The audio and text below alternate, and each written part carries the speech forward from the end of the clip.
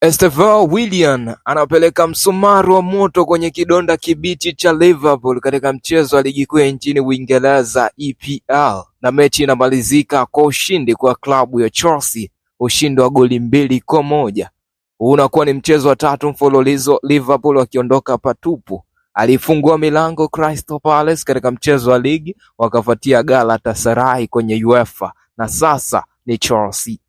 Ilikuwa mechi ya moto sana, watu wamesakana balaa. Dakika 45 za kwanza zilitamatika Chelsea wakiwa mbele kwa goli moja ambalo liliwekwa kambani na Moises Caicedo katika dakika 14 ya mchezo. Bunge moja la goli fulani hivi ambalo jamaa amefunguka bunge moja ya shuti. Dakika 45 za pili zikatoa magoli mawili, moja kwa Liverpool, lingine kwa klabu ya Chelsea. Walitangulia Liverpool katika dakika 63 ya mchezo. Cody Gakpo anaandika goli la kusawazisha kwa upande wa Liverpool. Msako ukaanza upya, msako umepigwa kwa pande zote mbili, lakini dakika za jioni Chelsea wakazidisha dozi na hatimaye wanafanikiwa kupata goli la ushindi kupitia bwana mdogo Estevao Willian ambaye ametokea benchi dakika 75 ya mchezo. Inakuwa ni super sub yake Enzo Maresca, na hatimaye Chelsea wanafanikiwa kuondoka na alama 3 muhimu katika mchezo huu ambao ulikutanisha na club ya Liverpool. What a game,